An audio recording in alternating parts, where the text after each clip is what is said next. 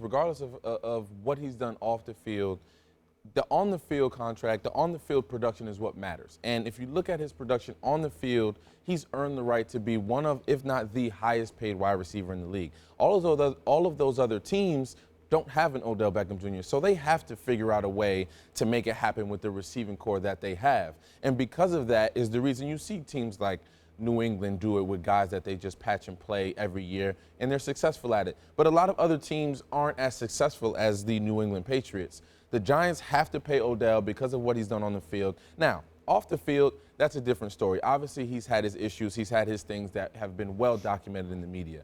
I think that he understands those things and he wants to change. Him coming into training camp early and producing and being a focal point of that team in the locker room, those are the things that stand out to me. He understands where he is as a player and where he is as a person, and he's looking to change that, and this contract will be the beginning of that.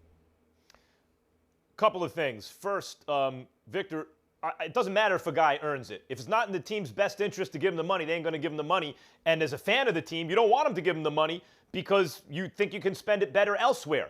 But, Will, you can't spend it better elsewhere. Odell is the guy. He's the most talented wideout who ever lived. He has a chance to be the best wideout who ever lived. He gives you a premium in terms of the things he can do over even the premium guys. He can do things on a football field that Antonio Brown and Julio Jones can't. He's a little better. He's transcendently gifted. And that's not just he's a New York Giant. The only time I ever said that about another New York Giant was Lawrence Taylor. I don't sit here and claim that guys are better than they are because they play for my team. I really don't. I got on Derek Jeter about his defense. But didn't you just say, correct me if I'm wrong, but didn't you just say he's the best wide receiver who ever lived? No, I said he has a chance to be the best wide receiver. Talented. With all apologies. By the way, hold on. In his first 16 games, he was number 1 all-time receptions, number 1 all-time receiving yards, number 4 all-time touchdown catches in his first 16 games. He is better at a younger age than almost anyone who ever lived.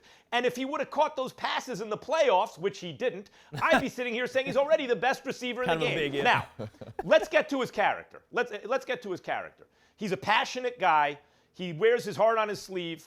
That sometimes rubs people the wrong way, and it sometimes gets him into a little bit of trouble. Nothing serious, but a little bit of trouble. And I think he recognizes that, and maybe, that's the prima donna position. Maybe people are just going to have to put up with it, and he needs to tweak that behavior. I think I agree with Victor that he seems to want to. But beyond all that, Will, they drafted Saquon Barkley. When they did that, the New York Football Giants, what they're saying is, we think we got a 2-year window here with Eli. We think we get another one.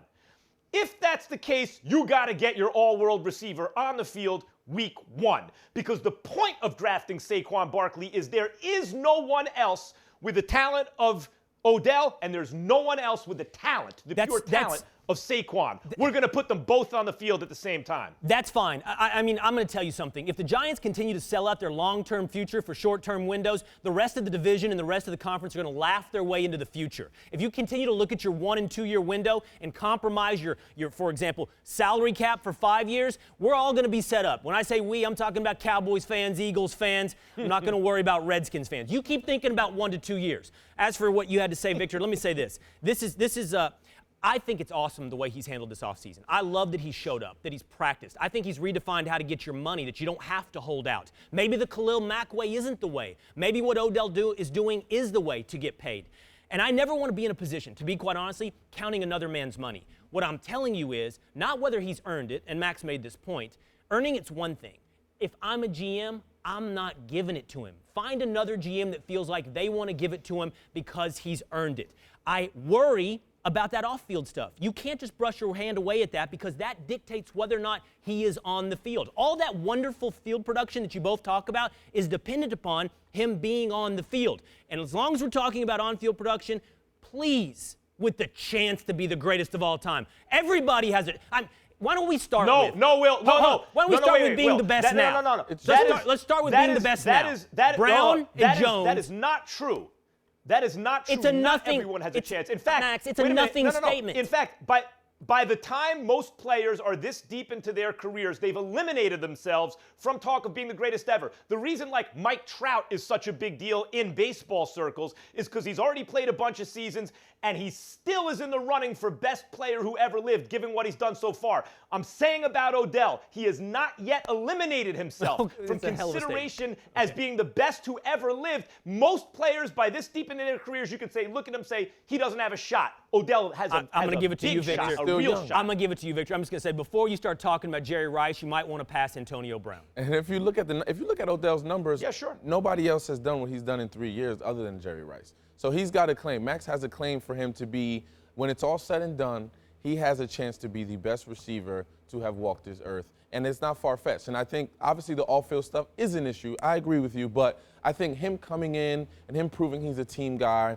and him understanding where he is and his role and his role on this team, he understands where he is. And I think that was a big change in his character. And we'll see a different Odell Beckham. And a lot of the things that were happening on the field, hitting the helmet against the net and things like that, those are out of passion. Those are things because he wants to be the best. He wants to be the best he possibly can be on that football field, make every play out there. He wants the ball as much as possible. Those are out of passion. Are they right?